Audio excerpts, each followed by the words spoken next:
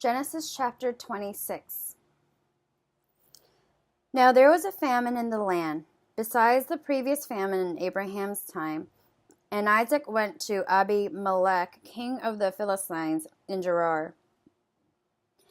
The Lord appeared to Isaac and said, "Do not go down to Egypt. Live in the land where I tell you to live. Stay in this land for a while, and I will be with you and will bless you. For to you and your descendants I will give you all these lands and will confirm the oath I swear to your father Abraham. I will make your descendants as numerous as the stars in the sky and will give them all these lands.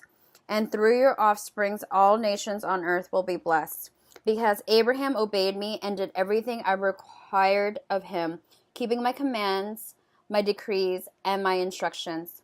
So Isaac stayed in Gerar. When the men of this place asked him about his wife, he said, "She is my sister," because he was afraid to say, "She is my wife." He thought, "The men of this place might kill me on account of Rebekah, because she is beautiful." When Isaac had been there for a long time, Abimelech, king of the Philistines, looked down from a window and saw Isaac caressing his wife Rebekah. So Abimelech summoned Isaac and said, "She is really your wife. Why did you say she is my sister?" Isaac answered him, "Because I thought I might lose my life on account of her." Then Abimelech said, "What is this you have done to us? One of the men might well have slept with your wife, and you would have brought guilt upon us." So Abimelech gave orders to all the people, "Anyone who harms this man or his wife shall surely be put to death." Isaac planted crops in his land, and the same year reaped 100-fold, because the Lord blessed him. The man became rich, and his wealth continued to grow until he became very wealthy. He had so many flocks and herds and servants that the Philistine envied him. So all the wells that his father's servants had dug in the time of his father Abraham, the Philistines stopped up, filling them with earth. Then Abimelech said to Isaac, "Move away from us. You have become too powerful for us." So Isaac moved away from there and encamped in the valley of Gerar, where he settled.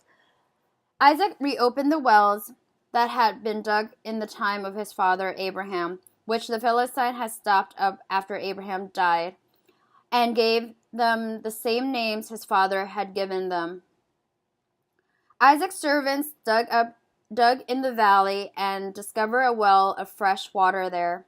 But the herders of Gerar quarreled with those of Isaac and said, "The water is ours." So he named the well Esek, because they disputed with him.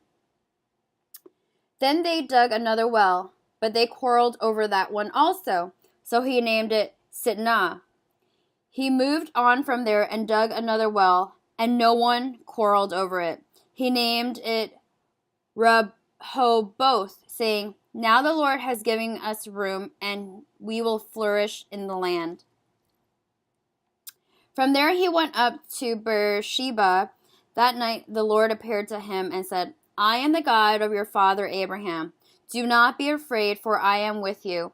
I will bless you and will increase your numbers of the descendants for the sake of my servant Abraham." Isaac built an altar there and called on the name of the Lord. There he pitched his tent, and there his servant dug a well. Meanwhile, Abimelech had come to him from Gerar with Ahuzath, his personal advisor, and Phicol, the commander of his forces.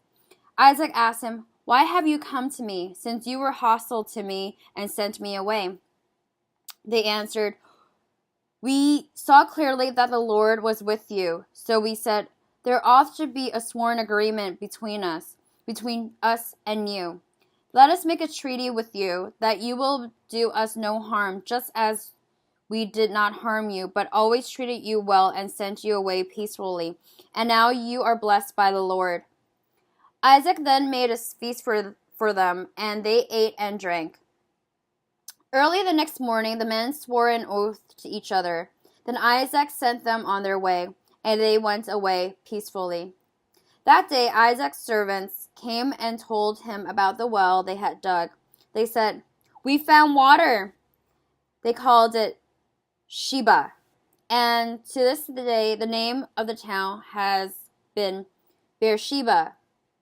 When Esau was 40 years old, he married Judith, daughter of Beeri the Hittite, and also Basemath, daughter of Elon the Hittite. They were a source of grief to Isaac and Rebekah.